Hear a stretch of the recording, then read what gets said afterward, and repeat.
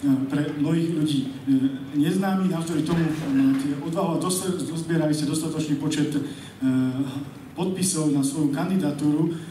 Prečo ste sa rozhodli ísť do tohto súboja, ktorý pán Matovič teraz rámcoval v intenciách toho, že je pre väčšinu tých, ktorí kandidujú vopred prehraným zápasom. Ale predpokladám, že vy ste to tak nevnímali, tak nevnímate, že to je vopred prehraný zápas. Takže prečo Milan Nálik sa pustil do zápasu o post prezidenta republiky? Takže príjemný, dobrý podvečer, dámy a páni.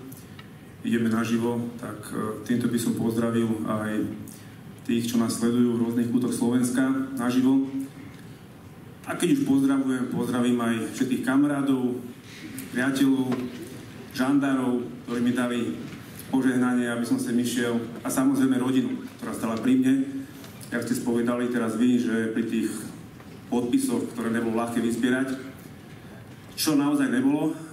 No a aj vďaka tomu, ale som dneska tu, aj s takýmito ostrelenými politickými matadormi. A pokúsim sa o nemožné, pokúsim sa o malý zázrak týchto volieb a byť veľkým prekvapením. Ja dúfam, že niekedy platí porekadlo, že aj motika môže vystreliť, či by som teda oponoval pánovi Matovičovi. A čo sa týka teda tých ďalších rozmerov mojej kandidatúry, tak ja by som to povedal asi takto.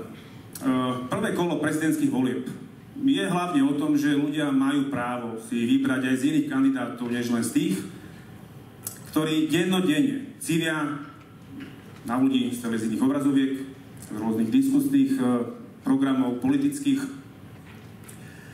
a ktorí ale v konečnom dôsledku pre toho bežného voliča predstavujú len väčšie alebo menšie politické zlo.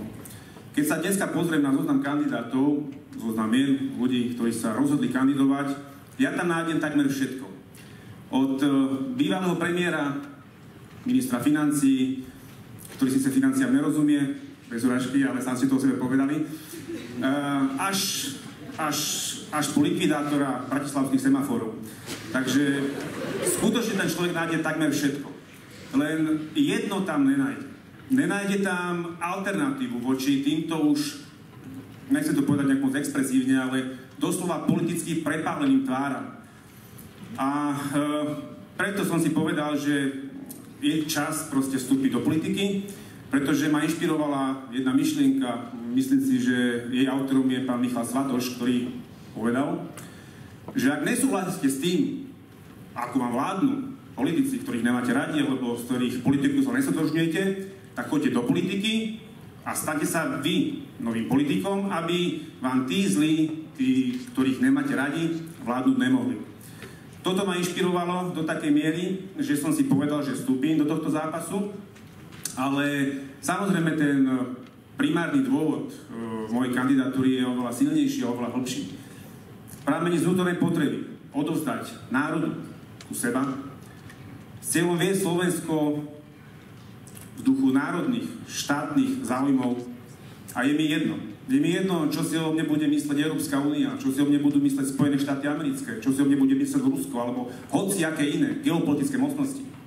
Mám za to, že Slovensko už raz a navždy musí svojou vlastnou cestou vlastného sebaurčenia.